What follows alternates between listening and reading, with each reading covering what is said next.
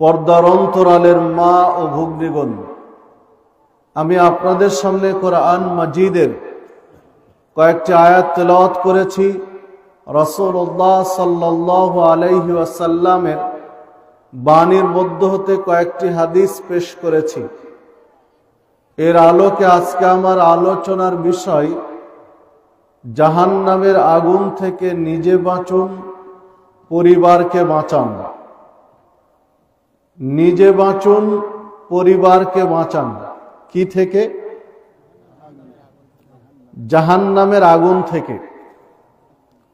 আমরা বাঁচতে চাই তো নাকি? কে কে বাঁচতে চান না একটু হাত তোলেন তো দেখি।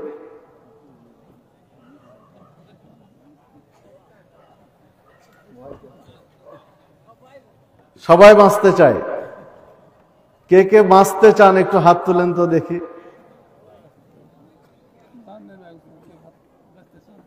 আল্লাহ তুমি হাতগুলোকে কবুল করে নাও, আমাদেরকে জাহান্নামের আগুন থেকে বাঁচাও। আল্লাহ তুমি আমাদেরকে জান্নাতে যাওয়ার তৌফিক দান করো। আল্লাহ রাব্বুল আলামিনের কাছে প্রার্থনা জানাই, আজকের মাহফিলকে আল্লাহ কবুল করে নিন। আজকের মাহফিলকে আমাদের জন্য জান্নাতে যাওয়ার উসিলা হিসেবে কবুল করে নিন। সম্মানিত দ্বীনি ভাতৃমণ্ডলী, কোরআন এবং সুন্নাহর আলোচনা যেখানে হয়, কোরআন মাজিদ তেলাওয়াত হয়, তার আলোচনা পর্যালোচনা হয়, এই রকম বৈঠকে থাকলে অনেকগুলো উপকার পাওয়া যায়। এক, নাজালাত আলাইহিমুস সাকিনা, এই রকম বৈঠকে আল্লাহর পক্ষ থেকে প্রশান্তি নাজিল হয়। দুই, ওয়াগাশিয়াতহুমুর রাহমা, আল্লাহ তার রহমত বর্ষণ করতে থাকেন। তিন, ওয়াহাফাতহুমুল মালাইকা, ফেরেশতারা নিরাপত্তার বেষ্টনী দিয়ে আগলিয়ে রাখেন। চার, ওয়াযাকারাহুমুল্লাহ ফী মান ইনদাহু, আল্লাহ সন্তুষ্ট হয়ে তার নিকটতম ফেরেশতাদের মাঝে স্মরণ করেন এই লোকগুলোকে। আল্লাহ এত খুশি হন যে তার নিকটতম ফেরেশতাদের মাঝে স্মরণ করেন যেই লোকগুলো কোরআন এবং সুন্নাহর বৈঠকে উপস্থিত থাকে। চার, কয় নম্বর গেল এটা? চার। পাঁচ, এই চারটি আছে সহিহ মুসলিমের মধ্যে, তাবারানী মুজামুল আওসাতের মধ্যে আরেকটি হাদিসে পাওয়া যায়, ওয়ানাদা মুনাদিম মিনাস সামা, আসমান থেকে আল্লাহ আহ্বান জানান দিয়ে বলেন, পাঁচ নম্বর, কুমু মাগফুরান লাকুম, এবার উঠো, দাঁড়াও, কেননা তোমাদের পাপগুলো ক্ষমা হয়ে গেছে। সুবহানাল্লাহ। আল্লাহর পক্ষ থেকে আহ্বান জানানো হয় দ্বীনি বৈঠকে উপস্থিত ব্যক্তিদেরকে যে তোমরা বসে যে ছিলে এতক্ষণ, কুমু, এবার দাঁড়াও, উঠো, যাও, মাগফুরান লাকুম, তোমাদের পাপগুলো ক্ষমা হয়ে গেছে, যাও। সুবহানাল্লাহ। ছয়, ফাকাদ বুদ্দিলাত সাইয়্যাতুকুম হাসানাত, তোমাদের পাপগুলোকে নেকি দিয়ে বদল করে দেওয়া হয়েছে। সুবহানাল্লাহ, আল্লাহু আকবার। সম্মানিত উপস্থিতি, তাহলে পাপগুলো নেকি দিয়ে কি করে দেন? আল্লাহ বদল করে দেন। কয় নম্বর হলো এটা? ছয়। সাত, আরেকটি হাদিসে রয়েছে, রাসূলুল্লাহ সাল্লাল্লাহু আলাইহি ওয়াসাল্লাম বলেছেন, মান সালাকা তরিকান ইয়ালতামিসু ফিহি ইলমান সাহালাল্লাহু লাহু বিহি তরিকান ইলাল জান্নাহ। যখন কোনো ব্যক্তি দ্বীনি জ্ঞান অর্জনের জন্য বাড়ি থেকে রাস্তায় বের হয়। বাড়ি থেকে বের হয়েছে, রাস্তা পাড়ি দিয়ে যাচ্ছে কিসের জন্য? ইলম অর্জনের জন্য, দ্বীনের জ্ঞান শিখার জন্য। আল্লাহ ওই ব্যক্তির জন্য জান্নাতের পথ সহজ করে দেন। সুবহানাল্লাহ, আল্লাহু আকবার। যেই জান্নাতে আমরা সবাই যেতে চাই, যে জান্নাতে যাওয়ার জন্য আমরা হাত তুলেছি, জাহান্নাম থেকে বাঁচার জন্য হাত তুলেছি, তো যখন দ্বীনের জন্য, দ্বীনি জ্ঞানের জন্য, ইলমের জন্য বের হয়, তখন আল্লাহ তার জন্য জান্নাতের পথ সহজ করে দেন। কিভাবে সহজ করেন? মাঝখানের হাদিসটাই জানেন যে ওই ব্যক্তিদের পাপ আল্লাহ ক্ষমা করে দিয়ে সহজ করে দেন। ওই ব্যক্তিদের পাপগুলো নেকি দিয়ে বদল করে দিয়ে সহজ করে দেন। কারণ একজন মানুষের যখন পাপ নেকি হয়ে যায়, একজন মানুষের পাপগুলো যখন নেকি হয়ে যায়, ক্ষমা হয়ে যায়, তখন ব্যক্তি যাবে কোথায়? জান্নাতে। যদি জান্নাতে না যায় তাহলে ক্ষমার অর্থ কি হলো? পাপ নেকি হয়ে লাভ কি হলো? পাপ নেকি হয়, পাপ ক্ষমা হয়ে যায়, এতে বোঝা যায় আল্লাহ তাকে জান্নাতে দিবেন, মানে তার জন্য জান্নাতের পথ সহজ করে দিয়েছেন। সম্মানিত উপস্থিতি, তো আমরা শেষ পর্যন্ত থাকবো তো ইনশাআল্লাহ? উঠবো না তো ইনশাআল্লাহ? আল্লাহ রাব্বুল আলামিন আমাদের সকলের জন্য জান্নাতের পথকে সহজ করে দিন। আল্লাহ রাব্বুল আলামিন আমাদেরকে জান্নাতি ব্যক্তিদের তালিকায় অন্তর্ভুক্ত করে নিন। সম্মানিত উপস্থিতি, চলুন আর কথা না বাড়িয়ে মূল আলোচনায় ফিরে যায়, যেহেতু রাত ভারী হচ্ছে এই পর্যায়ক্রমে। সম্মানিত উপস্থিতি, আল্লাহ রাব্বুল আলামিনের সৃষ্টি জগতের মধ্যে সবচেয়ে নিপুণ সৃষ্টি হলো মানুষ। মানুষের চেয়ে নিপুণ সৃষ্টি আর আছে এমনটি বোঝা যায় না।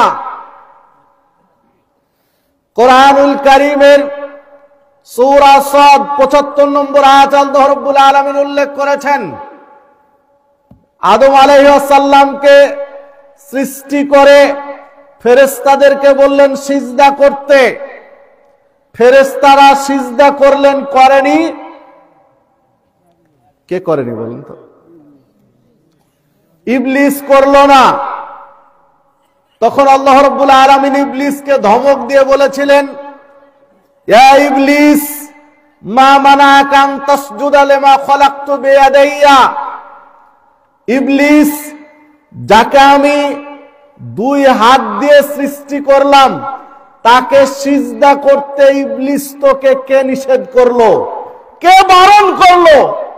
যাকে আমি দুই হাত দিয়ে সৃষ্টি করেছি তাকে সিজদা করলি না। আল্লাহ রাব্বুল আলামিন ধমক দিয়েছিলেন।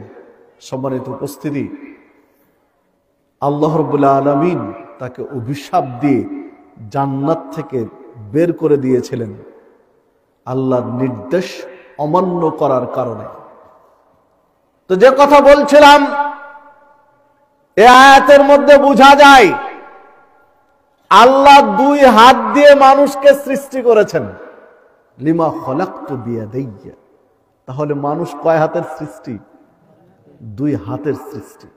মানে আল্লাহর নিপুণ সৃষ্টি হচ্ছে কি? মানুষ। ইবলিস আল্লাহর একটা নির্দেশ অমান্য করেছিল, তাই অভিশপ্ত। সিজদা দিতে বলা হয়েছিল, সিজদা দেয়নি। কাকে সিজদা দেয়নি? আদম আলাইহিস সালামকে সিজদা দেয়নি। আল্লাহ আদম আলাইহিস সালামকে সিজদা দিতে বললেন, ইবলিসকে দেয়নি, তাই হয়েছে ইবলিস। আর আমরা আল্লাহকে সিজদা দেই না। আল্লাহকে সিজদা দিতে আল্লাহ বলেছেন, আমরা আল্লাহকে সিজদা দেই না। তাহলে আমরা ইবলিসের চেয়ে কোন অংশে ছোট বলেন তো দেখি? আমার কথাটা বুঝতে পেরেছেন কি? ইবলিস তো আল্লাহকে সিজদা দিতে অস্বীকার করেনি। আল্লাহকে সিজদা দিতে অস্বীকার করেনি। আল্লাহকে সিজদা দিতে তার আপত্তি ছিল না, আপত্তি জানিয়েছে আদম আলাইহিস সালামকে সিজদা দিতে। আর আমাদের তো আপত্তি সরাসরি আল্লাহকে সিজদা দিতে, নাহলে দিচ্ছে না কেন? তাহলে আপনার আমার অবস্থাটা কি হবে একটু ভাবেন। সম্মানিত উপস্থিতি, আল্লাহ রাব্বুল আলামিনের নিপুণ সৃষ্টি মানুষকে সঠিক পথে জীবন চালানোর জন্য প্রয়োজন অনুপাতে হাজার হাজার নবী এবং রাসূল পাঠিয়েছেন। যখন প্রয়োজন মনে করেছেন নবী পাঠিয়েছেন, যখন প্রয়োজন মনে করেছেন রাসূল পাঠিয়েছেন, রিসালাত দিয়েছেন, আসমানি কিতাব দিয়েছেন, তাওরাত দিয়েছেন, ইনজিল দিয়েছেন, জাবুর দিয়েছেন। সর্বশেষ জামানার মানুষকে হেদায়েতের পথ দেখানোর জন্য আল্লাহ নির্বাচন করলেন মুহাম্মাদুর রাসূলুল্লাহ সাল্লাল্লাহু আলাইহি ওয়াসাল্লামকে। এই যুগের মানুষের হেদায়েতের জন্য, সঠিক পথ দেখানোর জন্য আল্লাহ রাব্বুল আলামিন নাজিল করলেন কি? আল কোরআন। কি বলেন তো? আল কোরআন, কোরআনুল কারীম আল্লাহ রাব্বুল আলামিন নাজিল করলেন। আল কোরআন, এই কোরআনুল কারীমের মধ্যে আল্লাহ রাব্বুল আলামিন 29 নম্বর পারায় শেষ একটি সূরা দিয়েছেন, সূরা তাহরীম। এর 6 নম্বর আয়াতে আল্লাহ রাব্বুল আলামিন পৃথিবীর মানুষকে সতর্ক করে দিলেন, ইয়া আইয়ুহাল্লাযীনা আমানু, হে ঈমানদারগণ, কু আনফুসাকুম ওয়া আলাইকুম নারা, তোমরা নিজে বাঁচো, পরিবারকে বাঁচাও জাহান্নামের আগুন থেকে। নিজে বাঁচো, পরিবারকে বাঁচাও জাহান্নামের আগুন থেকে। জাহান্নামের আগুন থেকে আগে কাকে বাঁচতে হবে? নিজেকে। তারপরে কাকে বাঁচাতে হবে? পরিবারকে। নিজে বাঁচুন, পরিবারকে বাঁচান। পরিবারকে নিয়ে বাঁচুন জাহান্নামের আগুন থেকে। সম্মানিত উপস্থিতি, দেখুন আল্লাহ রাব্বুল আলামিন কোরআন মাজিদের মধ্যে 28 নম্বর পারায় একটা সূরা দিয়েছেন, সূরা হাসর। সূরা হাসরের মধ্যে বলছেন, ইয়া আইয়ুহাল্লাযীনা আমানুত্তাকুল্লাহ, হে ঈমানদারগণ তোমরা আল্লাহকে ভয় করো। ওয়াল তানদুর নাফসুম মা কদ্দামাত লিগাদ, এবং দেখো, খেয়াল করো আগামী দিনের জন্য, বিচারের মাঠের জন্য কি পাথেয় সঞ্চয় করেছো, কি প্রস্তুতি গ্রহণ করেছো, এইটা তুমি খেয়াল করো, লক্ষ্য করো। সম্মানিত উপস্থিতি, মা বোনদের দৃষ্টি আকর্ষণ করব, আপনারা কথা বলছেন পরস্পরে, আপনাদের কথা বন্ধ করতে হবে, কারণ আপনাদের কণ্ঠেও পর্দা আছে, আপনাদের কণ্ঠের মধ্যেও পর্দা আছে। শুধু আপনারা চেহারা ঢেকে রাখবেন এইটা ইসলাম বলেনি, আপনার কণ্ঠ ঢাকতে হবে। দেখেন, যেই সকল সালাতে খুতবা আছে, যেই সকল সালাতে খুতবা আছে, এই সালাতগুলো মেয়েদের ইমামতিতে পড়ার স্পষ্ট বিধান নেই। বুঝতে পেরেছেন কি আমার কথা? যেই সালাতে খুতবা আছে, ওই সালাতটা মেয়েরা ইমামতি দিয়ে পড়াবে, এই রকম বিধান স্পষ্ট নেই, আলোচনা নেই। অনেক জোড়া তালি দিয়ে বিভিন্ন জন জাল, জয়ীফ, আরো কিছু বিভিন্ন আসার জোড়া তালি দিয়ে প্রমাণ করেন, কিন্তু স্পষ্ট আলোচনা নেই যে সকল সালাতে খুতবা আছে। মানে খুতবা মানে জাতির উদ্দেশ্যে নসিহত, নসিহত করবে, সালাত পড়বে, যেটা নসিহতের সাথে কানেক্টেড।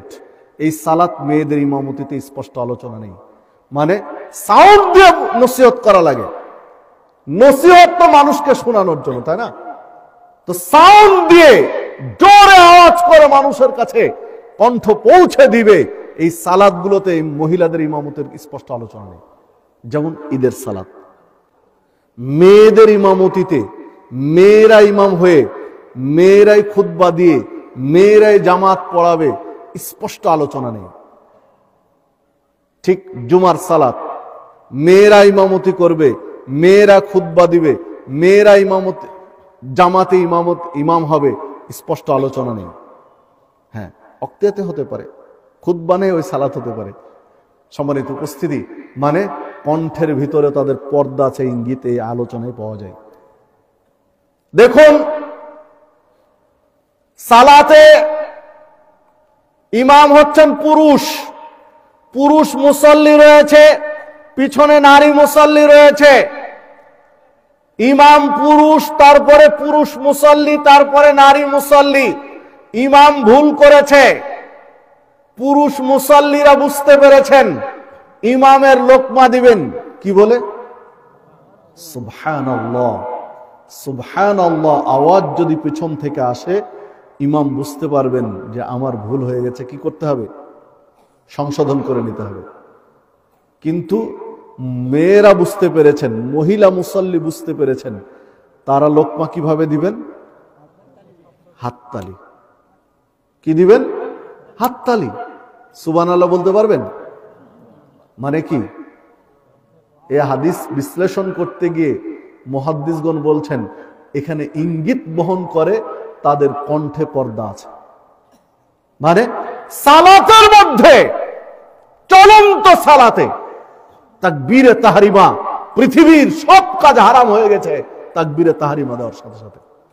এখন শুধু সালাতের বিধিবিধান, সালাতের হুকুম আহকাম চলবে, অন্য কিছু চলবে না। তাকবীরে তাহরিমা কতক্ষণ?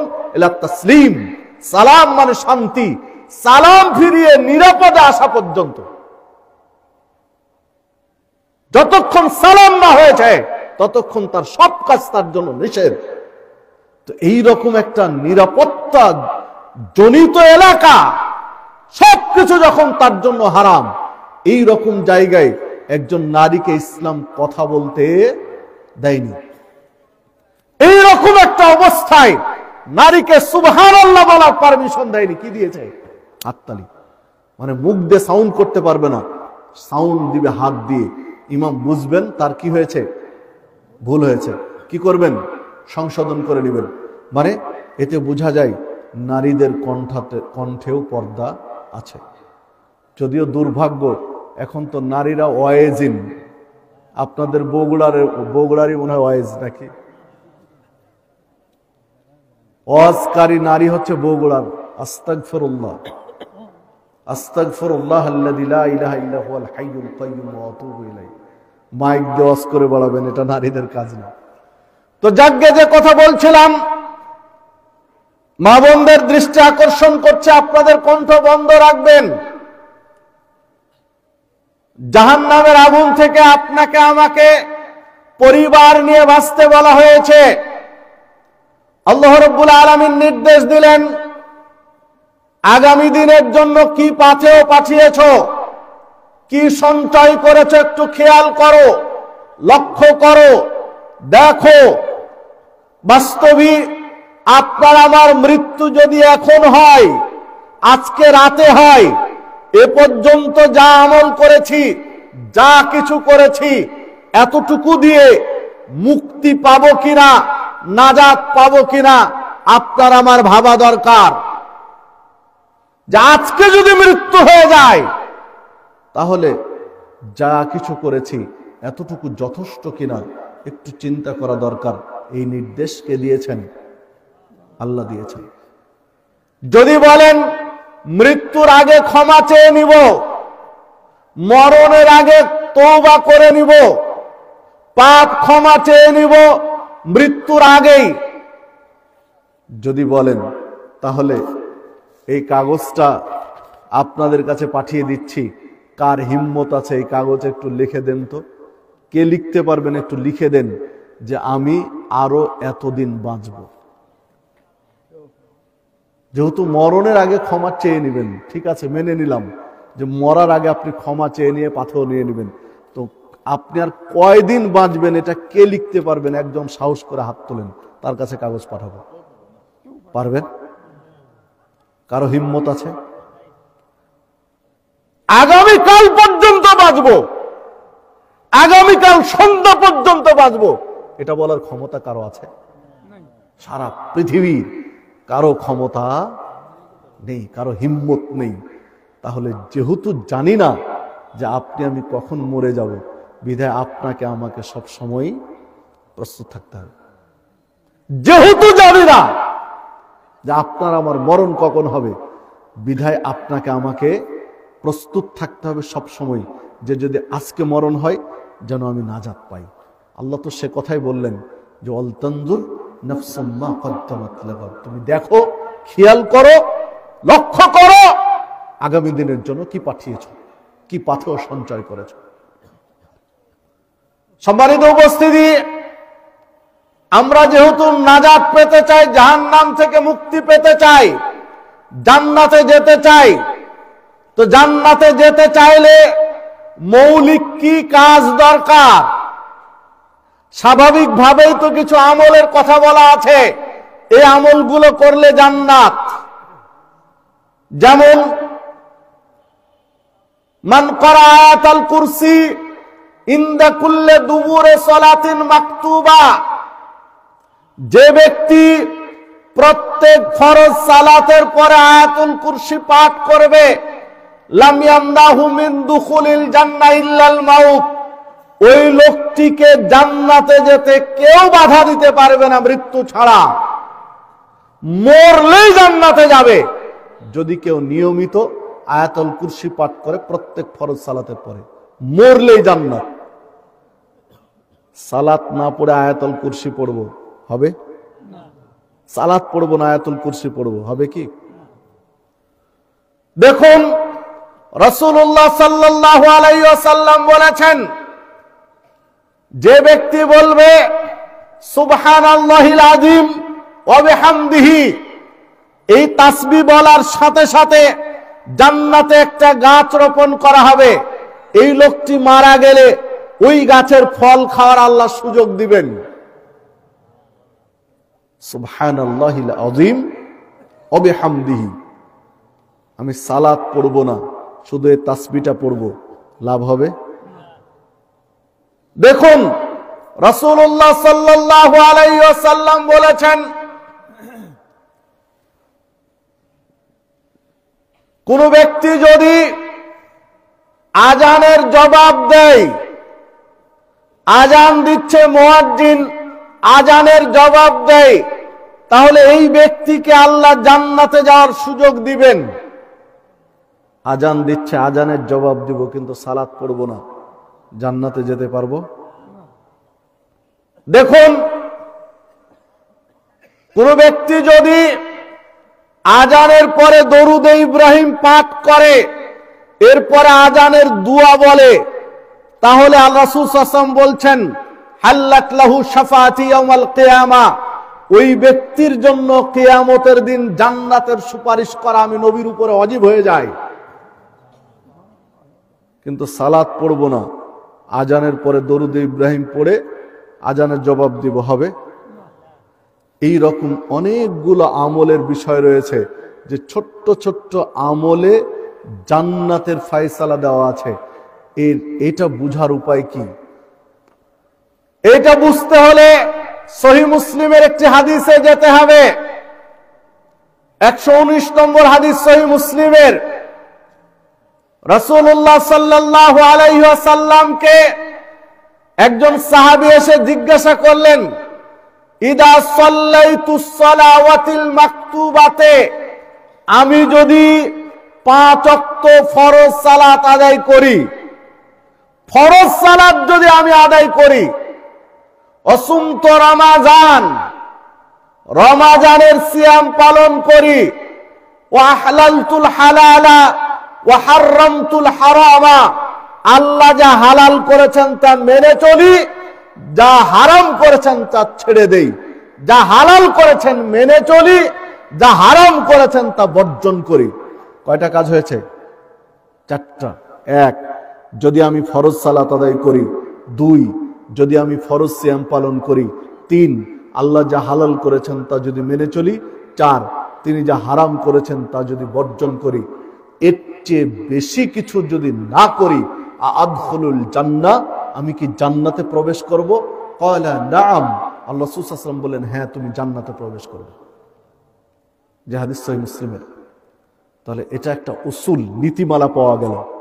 মানে ওই ছোট্ট ছোট্ট ইবাদতে যে জান্নাতে যাওয়ার কথা বলা আছে, এর জন্য আপনার মৌলিকটা ঠিক থাকতে হবে। মৌলিক কি? ফরজ সালাত, ফরজ সিয়াম, ফরজ সালাত, ফরজ সিয়াম। হালাল মেনে চলেন, হারাম ছেড়ে দেন। মৌলিক কাজগুলো ঠিক রাখেন, ওই ছোট্ট ছোট্ট আমলগুলোর বিনিময়ে আপনি জান্নাত পাবেন ইনশাআল্লাহ। দেখুন, সালাত আর সিয়ামের ক্ষেত্রে ছাড় কাউকে দেওয়া হয়নি।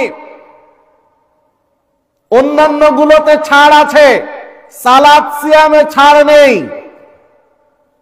আন আবি হুরায়রা রাদিয়াল্লাহু আনহু قال, আবু হুরায়রা রাদিয়াল্লাহু আনহু বলেন, আন্না আরাবিয়ান আতান নবী সাল্লাল্লাহু আলাইহি ওয়াসাল্লাম, একজন গ্রাম্য মানুষ নবী করিম সাল্লাল্লাহু আলাইহি ওয়াসাল্লামের কাছে আসলেন। ফাকাল, এবং বললেন, আপনি আমাকে এমন আমলের কথা বলে দিন, দুল্লানি আলা আমালিন ইযা আমিলতুহু দাখালতুল জান্নাহ, এমন আমলের কথা বলুন যে আমল করলে জান্নাতে যাব। ক্বালা, আল্লাহ রাসূল সাল্লাল্লাহু আলাইহি ওয়াসাল্লাম বললেন, তা'বুদুল্লাহ লা তুশরিকু বিহি শাইয়্যা, তুমি আল্লাহর ইবাদত করবে, তার সাথে কাউকে শরীক করবে না। ওয়া তুকিমুস সালাতাল মাকতুবা, ফরজ সালাত আদায় করবে। ওয়া তুআদ্দি যাকাতাল মাফরুজা, ফরজ যাকাত দিবে। ওয়া তাসুমু রমাজান, রমাজানের সিয়াম পালন করবে। এখানেও 4টি কথা বলেছেন।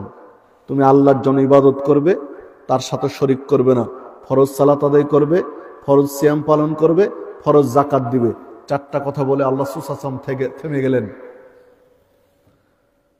এইবার ওই লোকটি বলছেন, ওয়াল্লাযী নাফসি বিয়াদিহি লা আযীদু আলা হাযা, আমার আত্মা যার হাতের মুঠোয় তার শপথ করে বলছি, আপনি যা বলেছেন এর চেয়ে আমি বেশি করব না। ফালাম্মা ওয়াল্লা, যখন লোকটা চলে গেল, কারান নবী সাল্লাল্লাহু আলাইহি সাল্লাম, নবী করিম সাল্লাল্লাহু আলাইহি সাল্লাম বললেন, মান সাররাহু ইয়ানজুরা ইলা রাজুলিন মিন আহলিল জান্নাহ ফালইয়ানজুর ইলা হাযা, যদি এখন কোন জান্নাতি মানুষকে দেখে আনন্দিত হতে চাও, তাহলে ওই লোকটাকে দেখো যে লোকটা চলে গেল। এখন এই মুহূর্তে জান্নাতি মানুষ দেখতে চাও, তাহলে ওই লোকটাকে দেখো যে লোকটা চলে গেল। সহিহ বুখারীর হাদিস, 1397 নম্বর হাদিস, সহিহ মুসলিমের মধ্যে রয়েছে, মিশকাতের মধ্যে রয়েছে, অনেক গ্রন্থে রয়েছে।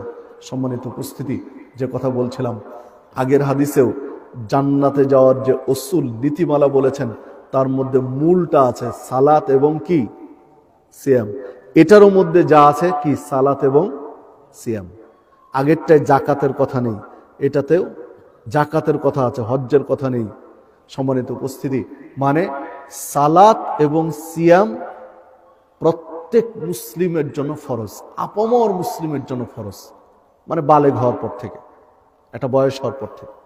সালাত এবং সিয়ামের বিষয়ে কারো ছাড় নেই। কে আমির, কে ফকির, কে হতদরিদ্র, কে রিক্সা চালক, দিন মজুর, কে পাট খাটে কৃষাণ, কে ব্যবসায়ী, কে ধনাঢ্য, কে গরিব, কে নারী, কে পুরুষ, এই ছাড় নেই। কিসের ক্ষেত্রে?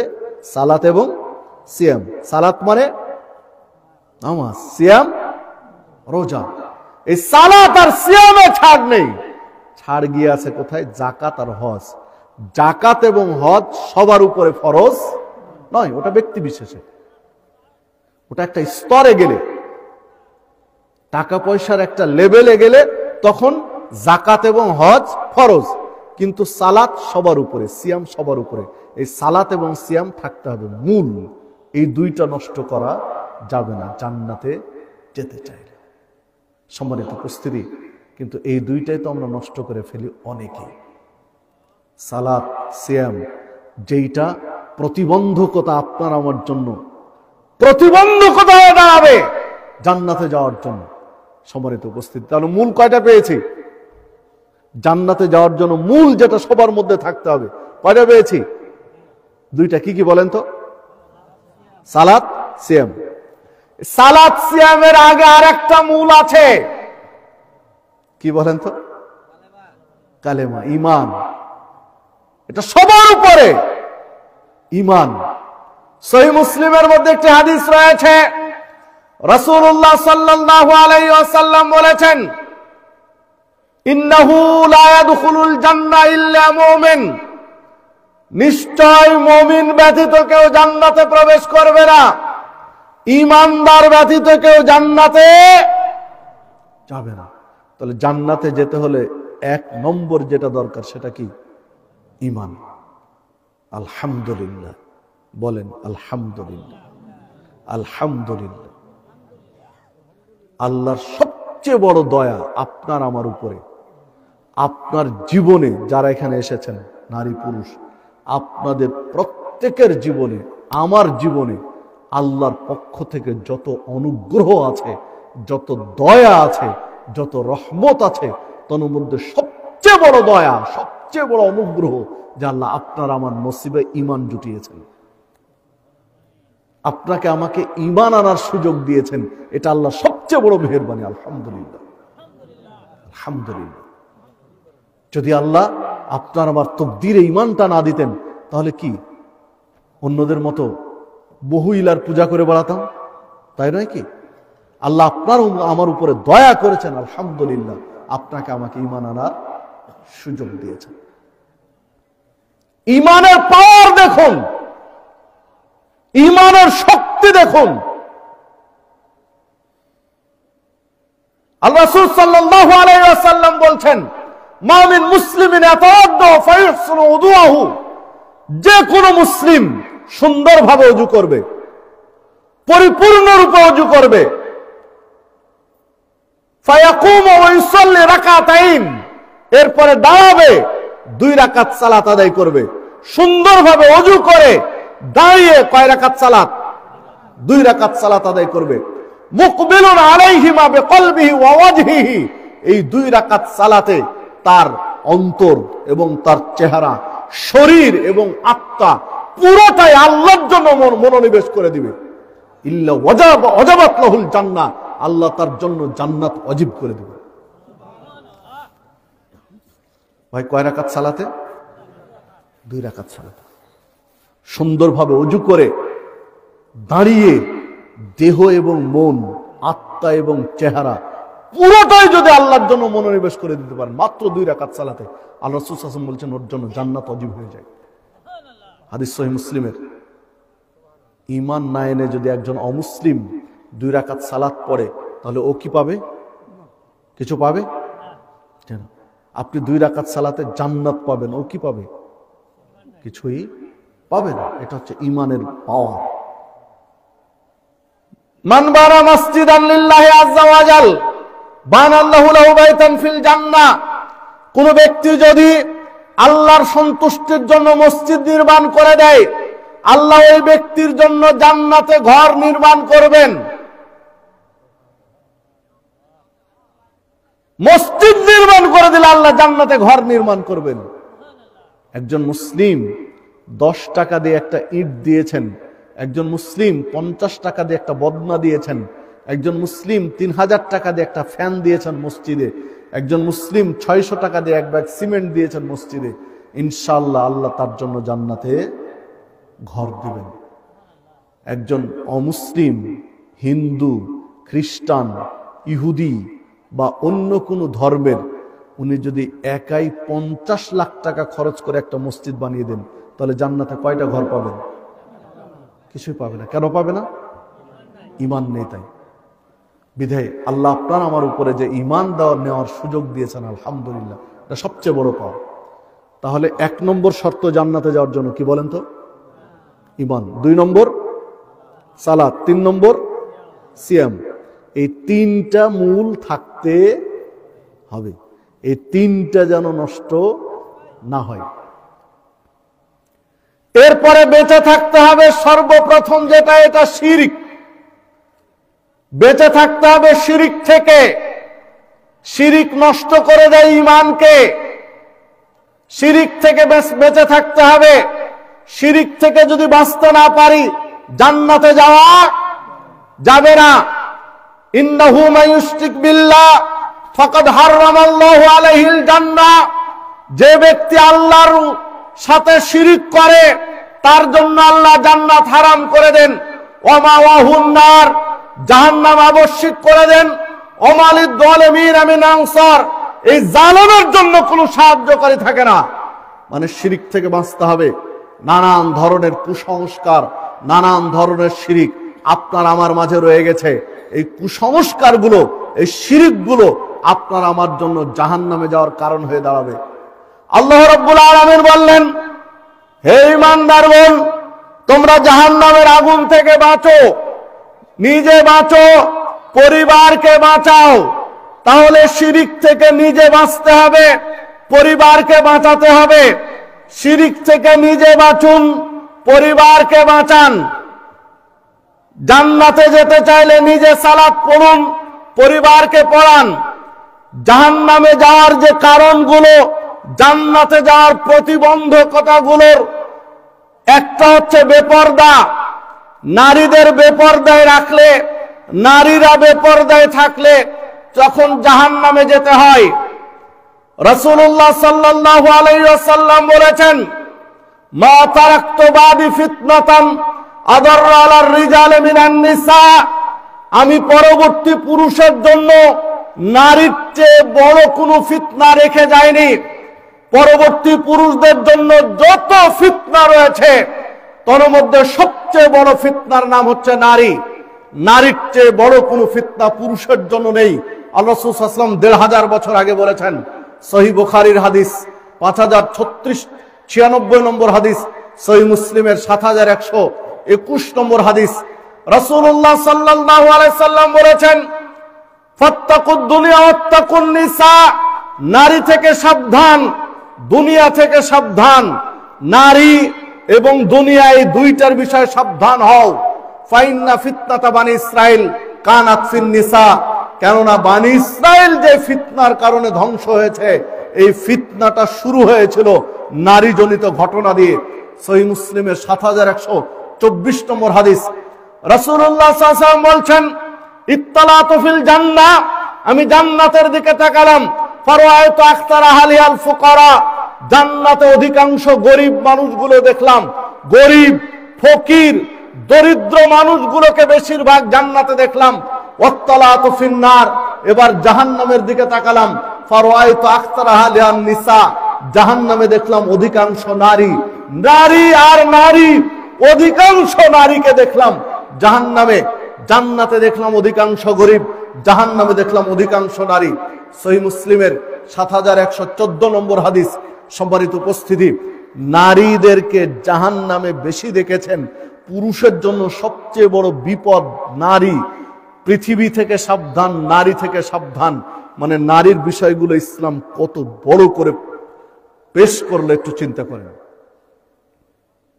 সম্মানিত উপস্থিতি, রাসূলুল্লাহ সাল্লাল্লাহু আলাইহি ওয়াসাল্লাম নারীদের বিষয় বলতে গিয়ে নারীদের এক বৈঠকে বললেন, মা রাআইতু মিন নাকিসাতি আকলিন ওয়া দাইনিন আযহাবা লিলুব্বির রাজুলিল আদম মিন ইহদাকুন্না।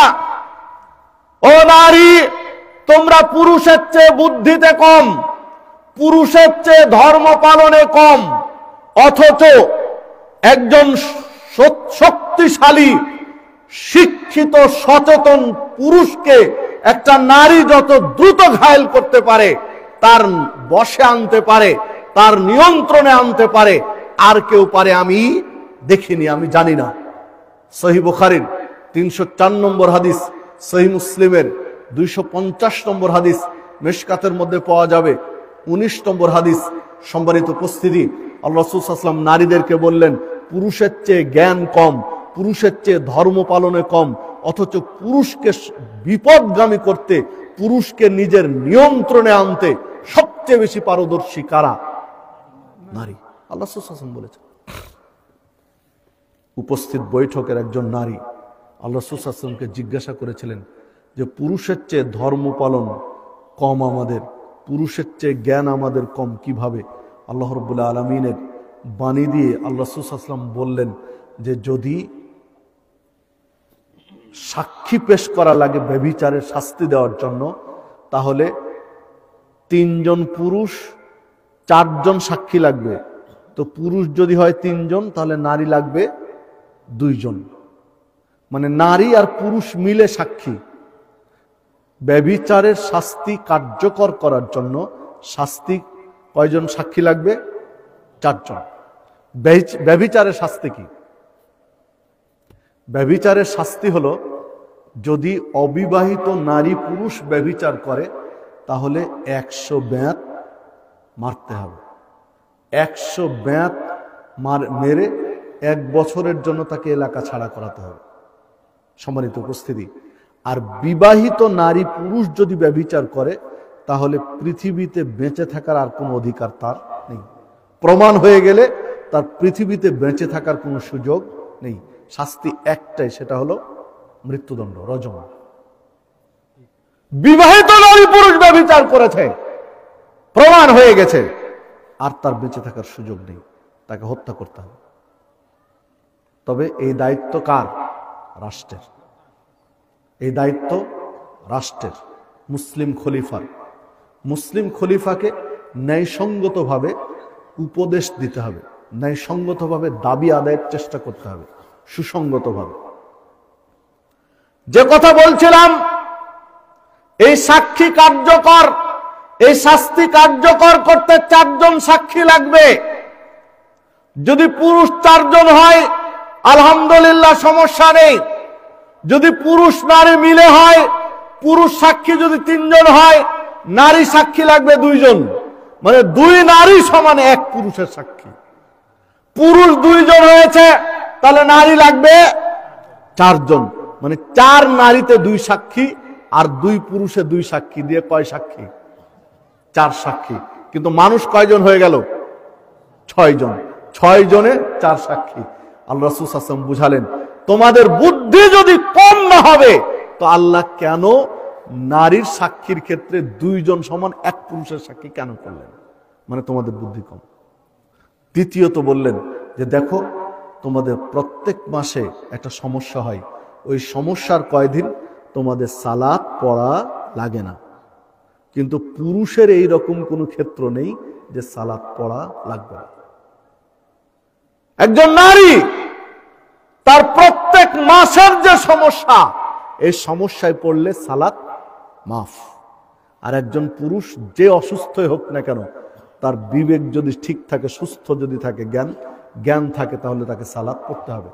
দাঁড়িয়ে পড়বে, দাঁড়িয়ে পারে না বসে পড়বে, বসে পারে না শুয়ে পড়বে, শুয়ে আছে কোনো অঙ্গ নাড়াতে পারছে না, হাত পা একেবারে ষাট হয়ে পড়ে আছে, হাত বাঁধবে বুকে, তা বাঁধতে পারে না, হাত দিয়ে কোনো ইশারা ইঙ্গিত করতে পারে না, কিন্তু ব্রেন সক্রিয় আছে, তার সালাত মাফ আছে কি?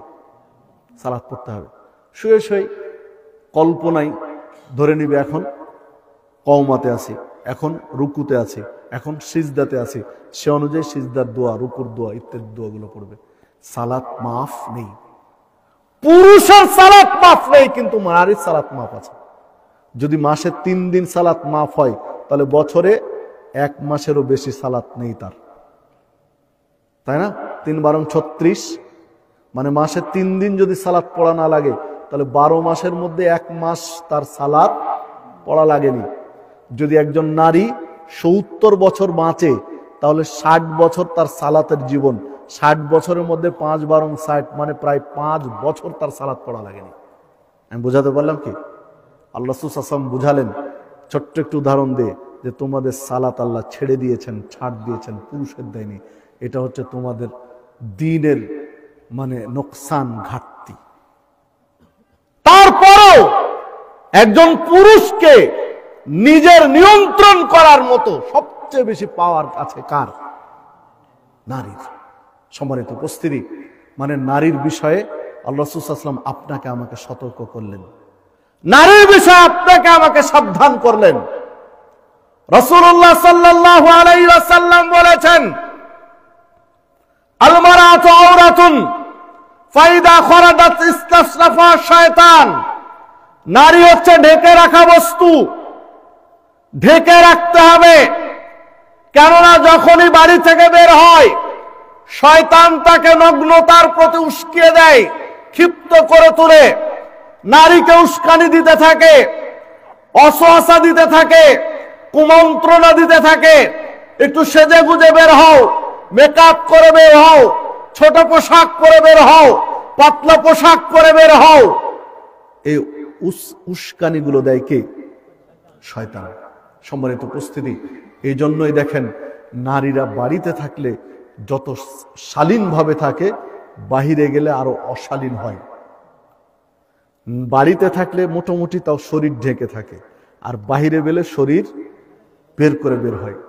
বাড়িতে সেজে গুজে থাকে না, বাহিরে বের হলে সেজে গুজে থাকে, তাই নয় কি? সাজুগুজু তো বাড়িতে করবে, বাহিরে নয়। সাজুগুজু করার জায়গা হলো বাড়ি, আর স্থান হলো ঘর। কার সামনে? স্বামীর সামনে। একজন মুসলিম নারী সাজুগুজু করে নিজের সৌন্দর্য ইচ্ছা মতো বাড়িয়ে প্রকাশ করবে, নিজেকে তুলে ধরবে সজ্জিত করে। কার সামনে? স্বামীর সামনে। একজন নারী তার সর্বোচ্চ চেষ্টা দিয়ে নিজেকে সাজিয়ে গুছিয়ে পেশ করবে মাত্র একজন পুরুষের সামনে, তিনি হলেন তার স্বামী। কিন্তু দুর্ভাগ্য, স্বামীর চেয়ে বেশি সেজে গুজে একজন নারী রাস্তার মানুষের সামনে তা পেশ করে।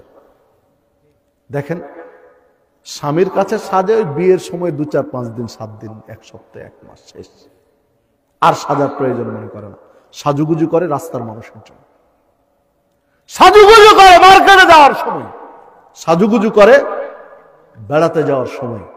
অথচ এই জায়গাগুলোতে তাকে ঢেকে বের করতে হবে, এটা বলছে ইসলাম। আল্লাহ রাসূল সাল্লাল্লাহু আলাইহি ওয়াসাল্লাম বলছেন তাকে ঢেকে বের করতে হবে।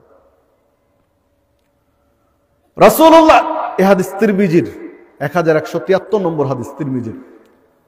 রাসূলুল্লাহ সাল্লাল্লাহু আলাইহি ওয়াসাল্লাম বললেন, সিনফার মিন আহলিন নার, 2 শ্রেণীর মানুষ জাহান্নামে যাবে। লা মারাহুমা, এদেরকে দেখিনি। 2 শ্রেণীর, এক শ্রেণী হচ্ছে কওমুম মাহুম সিয়াতুন কাযনাবিল বাকারা ইয়াদরিবুনা বিহান নাস, গরু চড়ানোর লাঠির মতো লাঠি থাকবে। রাখালের হাতে যেমন লাঠি থাকে, এই মানুষগুলোর হাতে লাঠি থাকবে।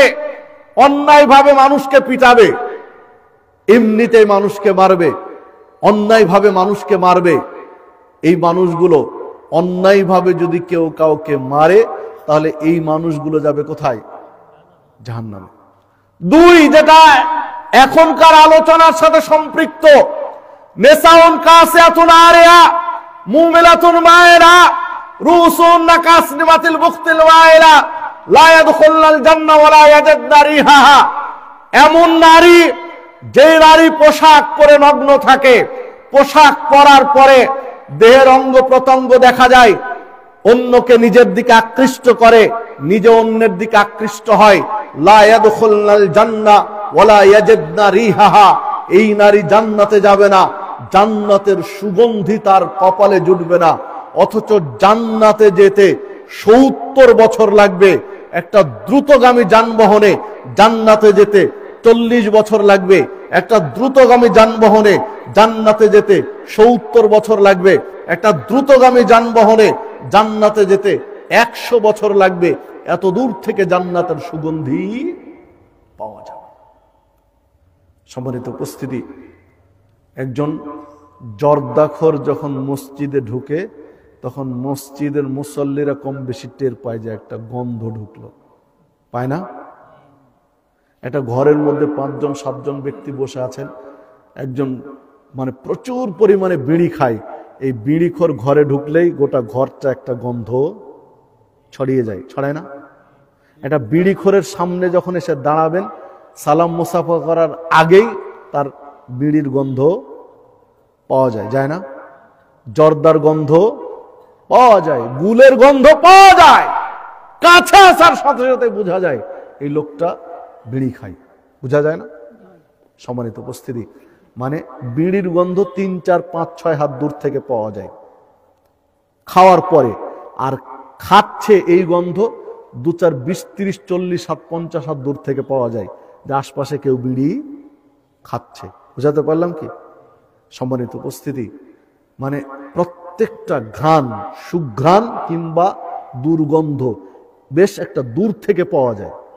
ঠিক এখন তো মানে সুগন্ধি চাউল, পোলার চালের গন্ধ তো এখন আর তেমন নাই, কিন্তু একটা সময় ছিল 2, 4, 20, 25 বছর আগে যে সুগন্ধি চাউল, জমিতে সুগন্ধি চাউলের ধান আছে, ওই আশকি ধান ওঠে বলে, জি, আতপ, আতপ চাল, আতপ ধান লাগানো আছে জমির আশপাশ দিয়ে। যখন পেকে এসেছে আশপাশ দিয়ে গেলে বোঝা যেত যে এখানে আতপ ধান লাগানো আছে। যারা কৃষক তারা কম বেশি জানেন, জানেন না এটা? কিন্তু এখনকার ধানে কেমন আর সুঘ্রাণ, এই কেমিক্যাল ব্যবহার করতে করতে, নানান জাতীয় কেমিক্যাল ব্যবহার করে করে ঘ্রাণগুলো আর নেই। মানে আমি একটা জিনিস আপনাকে বুঝাতে চাচ্ছি যে আতপ ধান লাগানো আছে জমির একটু দূর দিয়ে গেলেও বোঝা যায় যে এখানে আতপ ধান কোথাও লাগানো আছে। ঠিক জান্নাত এমন সুঘ্রাণ দিয়ে আল্লাহ সাজিয়েছেন যে একটা দ্রুতগামী যানবাহনে 100 বছর লাগবে এত দূর থেকে জান্নাতের সুঘ্রাণ পাওয়া যায়। সুবহানাল্লাহ, আশ্চর্য। আপনি চিন্তা করতে পারেন বাংলাদেশ থেকে একজন মানুষ হজ করতে গেলে সময় লাগে 6 ঘন্টা, 6 থেকে 6,500 কিলোমিটার, প্রায় 6,000 থেকে 6,500 কিলোমিটারের দূরত্ব হলো বাংলাদেশ থেকে সৌদি আরব। তো 6,500 বা 6,000 কিলোমিটার বিমানে পাড়ি দিতে সময় লাগে 6 ঘন্টা। তো বাংলাদেশ থেকে সৌদি আরব 6,000 কিলোমিটার 6 ঘন্টায় যায়, তাহলে 24,000 মানে 24 ঘন্টায় কত কিলোমিটার যাওয়া যাবে? 6,000 কিলোমিটার যদি 6 ঘন্টায় যায় তাহলে ঘন্টায় কত যাচ্ছি? 1,000 কিলোমিটার। তাহলে একদিনে অন্তত 24,000 কিলোমিটার যাওয়া যাবে একদিনে। 70 বছরের রাস্তা, আপনি চিন্তা করেন যে কত দূর থেকে ঘ্রাণ পাওয়া যাবে। 70 বছর লাগবে জান্নাতে যেতে। জান্নাতে যাচ্ছি, এখনো আরো 70 বছর লাগবে এত দূর থেকে জান্নাতের ঘ্রাণ পাওয়া যায়। আল্লাহ রাসূল সাল্লাল্লাহু আলাইহি ওয়াসাল্লাম বলছেন, যেই নারী পোশাক পরে ল্যাংটা থাকে, পোশাক পরে নগ্ন থাকে, পোশাক পরে উলঙ্গ থাকে, এই নারী জান্নাত তো দূরের কথা, জান্নাতের ঘ্রাণ পাওয়া যাবে এই এরিয়াতেই যেতে পারবে না। মানে জান্নাতে যেতে আরো 100 বছর লাগবে এই রকম এরিয়াতে আসতে পারবে না। জান্নাত বহু দূরের কথা। সম্মানিত উপস্থিতি, দুর্ভাগ্য আমাদের মুসলিম মা বোন অধিকাংশরাই পোশাক পরার পরে ল্যাংটা থাকে, পোশাক পরার পরে উলঙ্গ থাকে। একজন নারী খোলা রাখতে পারে হাতের তালু, খোলা রাখতে পারে পায়ের পাতা, জরুরি প্রয়োজনে খোলা রাখতে পারে চেহারা। তারপরেও মুহাদ্দিসগণ বলছেন এই ফিতনার যুগে চেহারা নেকাব দিয়ে ঢাকতে হবে। বিনা প্রয়োজনে চেহারা খোলা ঠিক নয়, জরুরি প্রয়োজন চেহারা খুলবে। ভোটার আইডি কার্ড বানাবে, ন্যাশনাল আইডি কার্ড বানাবে, চেহারা খুলে ছবি তুলবে। হজে যাবে, উমরায় যাবে, ছবি লাগবে, চেহারা খুলবে। যেই জায়গাগুলো জরুরি প্রয়োজন এই জায়গায় চেহারা খুলবে, অন্য সময় নয়। সম্মানিত উপস্থিতি, দেখুন আপনাদের বগুড়া আজিজুল হক কলেজে যান আগামীকালকে। আজিজুল হক কলেজ বগুড়ায় তো, আজিজুল হক কলেজে যান বগুড়ায় আগামীকালকে। যত নারী পড়াশোনা করছে তাতে 90-95 জন নারী মুসলিম ঘরের সন্তান। 90 থেকে 95 জন নারী মুসলিম ঘরের সন্তান, অথচ পর্দার অবস্থা দেখেন। আজিজুল হক কলেজে গিয়ে আপনি দেখেন 80% নারী হয়তো বা পর্দার কোনো বালাই নেই, পর্দায় নাই, তার বোরকায় নেই, হিজাব নেই, 3 পিস পরে চলে এসেছে, যে ওন্নাটা নিয়ে আছে, এই যে আমি মাফলার ব্যবহার করে আছি, ওন্নাটা এরকম গলায় ফেলে দিয়েছে। আর এখন তো আরো নোংরামি, কলেজে ভার্সিটিতে যে মেয়েগুলো পড়ছে কারো কারো ওন্নাই নেই, একেবারে পুরুষের মতো স্রেফ টি শার্ট পরে ঘুরে বেড়াচ্ছে।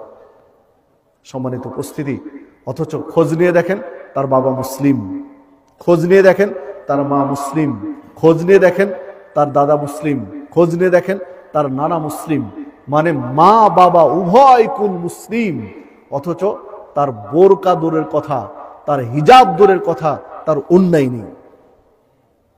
আছে না নেই? আপনার এলাকায় আশা করি নেই। আপনার এলাকায় কি এরকম সমস্যা আছে? স্কুলগুলোতে, কলেজগুলোতে, ভার্সিটিগুলোতে দেখেন, স্কুল কলেজ ভার্সিটিতে মানুষ কেন যায়? শিক্ষার জন্য, জ্ঞান অর্জনের জন্য, শিক্ষিত হওয়ার জন্য। শিক্ষিত হয়ে লজ্জাস্থান যদি উদাম করে দেয়, তাহলে কিসের শিক্ষা? নিজের ইজ্জত উদাম করে দেওয়া, নিজের ইজ্জতকে মানুষকে দেখানো যদি সভ্যতা হয়, নিজের লজ্জাস্থানগুলো মানুষকে দেখানো যদি সংস্কৃতি হয়, এটা যদি সভ্যতা হয়, তাহলে গরু, ছাগল, কুকুর, শুকুর সবচেয়ে বড় সভ্য প্রাণী, কারণ তারা ঢেকে রাখে না, উদাম করে রাখে। মানুষ উদাম হতে চাচ্ছে, ওরা বেশি শিক্ষিত, ওরা বেশি স্মার্ট, ওরা বেশি আধুনিক। আধুনিকতায় হয়ে ল্যাংটা হচ্ছে, তাহলে তো পশু প্রাণীগুলো বেশি আধুনিক, তার ল্যাংটা আগে থেকে আছে। সম্মানিত উপস্থিতি, দেখুন, আপনাকে আমাকে একটু ভাবতে হবে।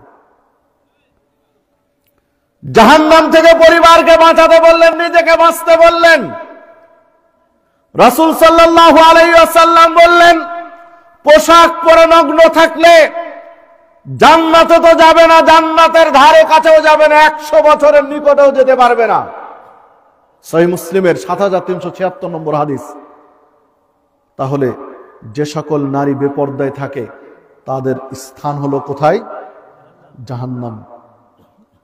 এবার আসুন, রাসূলুল্লাহ সাল্লাল্লাহু আলাইহি ওয়াসাল্লাম বলেছেন, সালাসাতুন কাদ হারামাল্লাহু আলাইহিল জান্নাহ, 3 শ্রেণীর ব্যক্তির জন্য আল্লাহ জান্নাত হারাম করে দিয়েছেন।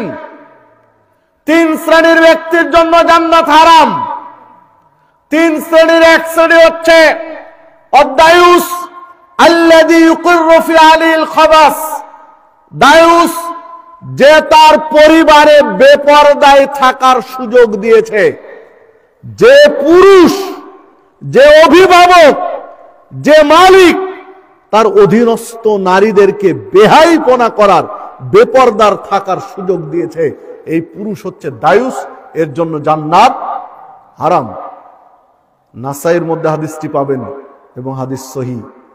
সম্মানিত উপস্থিতি, তাহলে একজন বেপরদা নারী পর্দা না করার কারণে কোথায় যাচ্ছে? জাহান্নামে।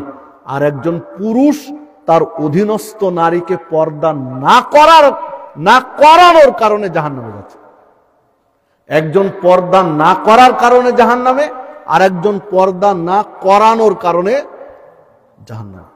সম্মানিত উপস্থিতি, আপনি স্বামী, আপনার স্ত্রীকে যদি আপনি পর্দা না করান, আপনার স্ত্রীকে যদি আপনার পর্দার পরিবেশ না দেন, আপনার স্ত্রীকে যদি আপনি পর্দা করতে বাধ্য না করেন, তাহলে আপনি হলেন দায়ুস, আপনাকে জাহান্নামে যেতে হবে। হাদিস ইঙ্গিত দেয়।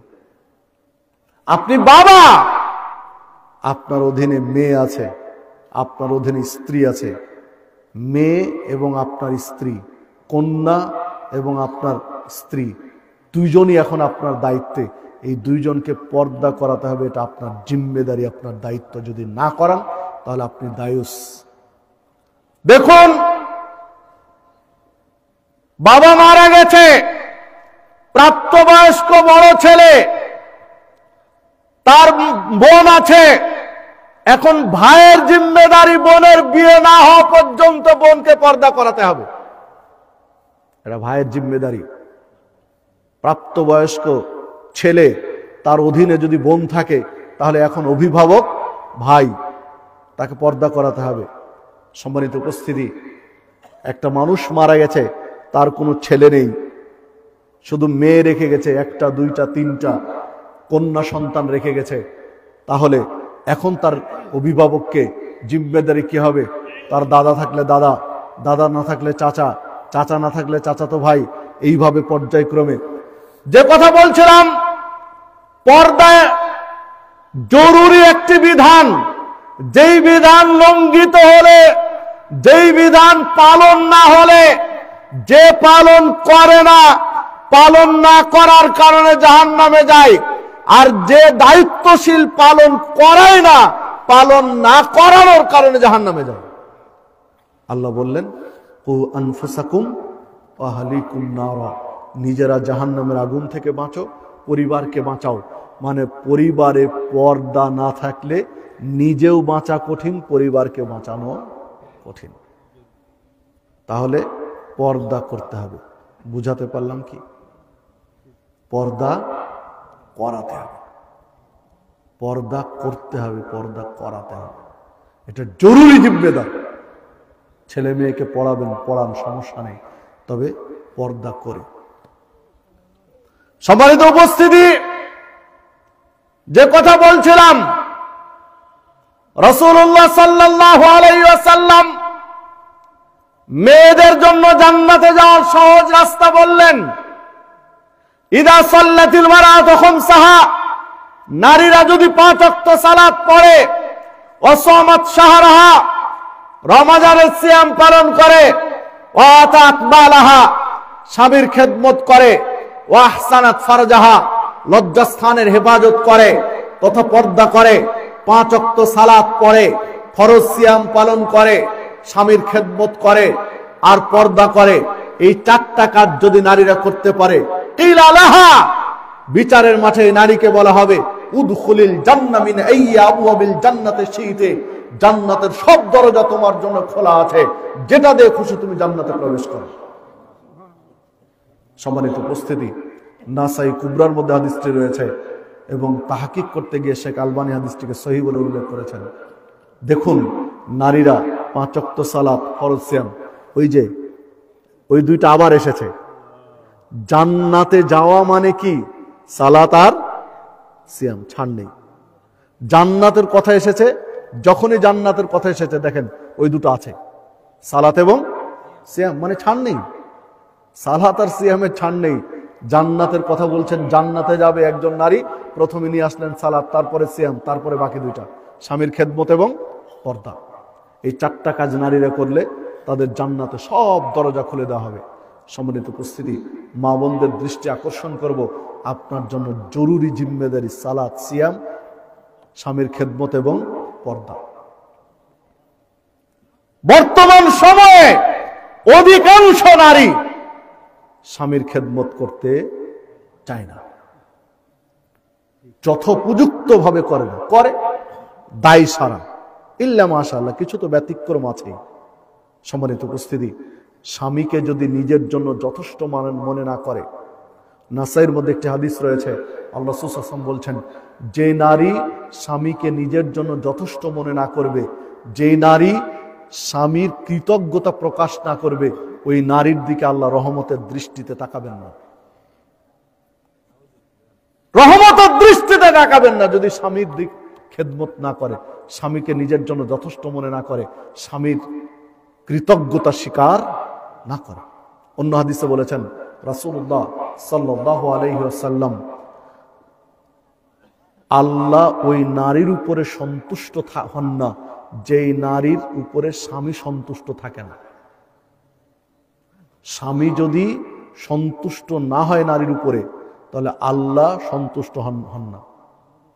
সম্মানিত উপস্থিতি, তো যে কথা বলছিলাম, চারটি বিষয় খেয়াল রাখলে নারীদের জন্য জান্নাতে যাওয়া সহজ। এই চারটি বিষয় খেয়াল রাখেন, জান্নাতে যাওয়া সহজ। সালাত, সিয়াম, পর্দার স্বামীর খেদমত। সালাত সিয়ামে মা বোনেরা পিছিয়ে আছে তা বলবো না, আলহামদুলিল্লাহ অনেক নারী আছে সালাত এবং সিয়ামে পুরুষের চেয়ে এগিয়ে, কিন্তু হেরে যায় পর্দা আর স্বামীর খেদমতে। এই দুইটা আপনি এগিয়ে নেন, স্বামীকে নিজের জন্য যথেষ্ট মনে করেন, স্বামীর কৃতজ্ঞতা স্বীকার করেন, স্বামীর খেদমত করেন ইনশাআল্লাহ, আর পর্দা করেন, আপনার জন্য জান্নাতে সব দরজা আল্লাহ খুলে দিবেন, সব দরজা খুলে দিবেন আপনার জন্য। সম্মানিত উপস্থিতি, জাহান্নামে যাওয়ার এইটা একটা কারণ। এই কারণ থেকে আপনাকে বাঁচতে হবে। পুরুষকে বাঁচতে হবে পর্দা করিয়ে, আর নারীকে বাঁচতে হবে পর্দা করে। জাহান্নামে যাওয়ার কারণগুলোর একটা কারণ হলো হারাম রিজিক। হারাম রিজিক ইবাদত কবুলের ক্ষেত্রে, দোয়া কবুলের ক্ষেত্রে বাধা হয়ে দাঁড়ায়। আন আবি হুরায়রা রাদিয়াল্লাহু আনহু قال قال رسول الله صلى الله عليه وسلم, আবু হুরায়রা রাদিয়াল্লাহু আনহু বলেন, রাসূলুল্লাহ সাল্লাল্লাহু আলাইহি ওয়াসাল্লাম বলেছেন, ইন্নাল্লাহা তাইয়্যিব লা ইয়াকবালু ইল্লা তাইয়্যিব, আল্লাহ পবিত্র, আল্লাহ পবিত্র ছাড়া অপবিত্র জিনিস কবুল করেন না। ওয়া আন্নাল্লাহা আমারাল মুমিনিনা বিমা আমারা বিহিল মুরসালিন, নবী রাসূলদেরকে আল্লাহ যে নির্দেশ দিয়েছেন একই নির্দেশ মুমিনদেরকে দিয়েছেন। সুম্মা যাকারা রাজুলু তুলিস সাফার আসা ওয়া আকবারা ইয়ামুদ্দু ইয়াদাইহি ইলাস সামা, এরপর একটা লোকের উদাহরণ দিলেন, যে লোকের চুলগুলো এলোমেলো, পোশাক ধুলিবালি যুক্ত, ইয়ামুদ্দু ইয়াদাইহি ইলাস সামা, আসমানের দিকে হাত তুলে বলছে, ইয়া রব্বি, ইয়া রব্বি, হে আমার প্রভু, হে আমার প্রভু। আল্লাহকে ইয়া রব্বি, ইয়া রব্বি বলে ডাকছে একজন মুসাফির। ওমাতাবু হারামুন, অথচ যে খাবার খেয়েছে এই খাবারটা হারাম। অমাশরাবু হারামুন, যে পানি পান করেছে এটাও হারাম। অমালবাসু হারামুন, যে পোশাকটা পরে আছে এই পোশাকটা হারাম। ওয়াগুদ্দিয়া বিল হারাম, তার দেহের যে রক্ত গোস্ত তৈরি হয়েছে এটা হারাম খাদ্য দিয়ে। ফান্না ইস্তাজিবু লিযালিক, কিভাবে আল্লাহ তার দোয়া কবুল করবেন? কারণ আল্লাহ হালাল ছাড়া হারাম কবুল করেন। সহিহ মুসলিমের 2393 নম্বর হাদিস। সম্মানিত উপস্থিতি, এই হাদিস স্পষ্ট বোঝা যায় জান্নাতে যাবেন ইবাদত করে, ইবাদত গুলো কবুল, দোয়াগুলো কবুলের জন্য বাধা হয়ে দাঁড়ায় হারাম রুজি। রাসূলুল্লাহ সাল্লাল্লাহু আলাইহি ওয়াসাল্লাম বলেছেন, যেই শরীর হারাম খাদ্য দিয়ে গঠিত হয়েছে এই শরীর জান্নাতের উপযোগী নয়, এটা জাহান্নামের জন্যই উপযুক্ত। তিরমিজির 614 নম্বর হাদিস। শরীর যদি হারাম খাদ্য দিয়ে তৈরি হয়ে থাকে এই শরীর জান্নাতের জন্য উপযুক্ত নয়, জাহান্নামের জন্য উপযুক্ত। তাহলে জাহান্নাম থেকে বাঁচতে চাইলে, নিজেকে বাঁচতে চাইলে, জাহান্নাম থেকে পরিবারকে বাঁচাতে চাইলে আপনার রুজিতে যেন, আপনার খাদ্যে যেন হারাম প্রবেশ না করে, এইটা আপনাকে আমাকে খেয়াল করতে হবে, দেখতে হবে। রিজিক হারাম হয়ে যায় কিভাবে, একটু আলোচনাও দরকার মনে হয় নাকি? রিজিক কিভাবে হারাম হয়ে যায়? সম্মানিত উপস্থিতি, দেখুন, আপনি জমিতে ধান লাগিয়েছেন, ধান লাগানোর আগে চাষ করতে গিয়ে অন্যের আইল কপিয়ে নিলেন। আইল বলেন তো নাকি? আইল, আইল তো নাকি? অন্যের আইল ঠেলে নিলেন, কপিয়ে নিলেন। এই করে আপনি 1 বিঘা জমি বাড়িয়ে নিয়েছেন। কয়েক বছরের মধ্যে 1 বিঘা আপনার জমি বেড়ে গেছে। জমি যদি নাই বাড়বে তাহলে 15-20 বছর পরে জমিটা বিক্রি করছেন বা একজনের জমি কিনে নিচ্ছেন। দেখেন আইল এখানে আর সীমানা পিলার পড়ছে 2 হাত দূরে, পড়ে না? আইলের চেয়ে 2 হাত পিছনে গিয়ে সীমানা পিলার পড়ে, মাপতে গেলে 10-20 বছর মাপ পরে, মানে আইল কোপাতে কোপাতে 2 হাত ঝুঁকেছে সে। বাস্তবতা। 20, 30, 40, 50 বছর আগে মেপেছেন আর মাপেননি, 40 বছর আগে মেপেছে আর মাপেনি। এখন আপনি মাপতে যান, অধিকাংশের সীমানা ঠিক নেই, জমির সীমানা ঠিক নেই। কেন নয়? ওই যে আইল কোপাইছে। সম্মানিত উপস্থিতি, এই যে আপনি ইচ্ছা করে আইল কপিয়ে 1 বিঘা বাড়িয়ে নিয়েছেন, এই 1 বিঘাতে ধানের কি গোছ নাকি বলেন, ঝাড় না থোপ নাকি? থোপ। জি, ধানের যে থোপ দিলেন 1 বিঘাতে লম্বা করে, আপনার জমি যদি 50 ফিট লম্বা হয় তাহলে 50 ফিট লম্বায় যে থোপগুলো পড়েছে, এই ধানগুলো কি হবে, হালাল না হারাম? সম্মানিত উপস্থিতি, এই ধানের ভাত খেয়ে আপনি যদি বলেন ইয়্যাকা না'বুদু ওয়া ইয়্যাকা নাস্তাইন, ইহদিনাস সিরাতাল মুস্তাকিম, আল্লাহ তুমি সিরাতে মুস্তাকিম দেখাও, হবে বলেন? মানুষের জমির ধানের ভাত খেয়েছেন আপনি, কি করে হবে? জমিতে ধান হয়েছে, ওসর আদায় করতে হতো।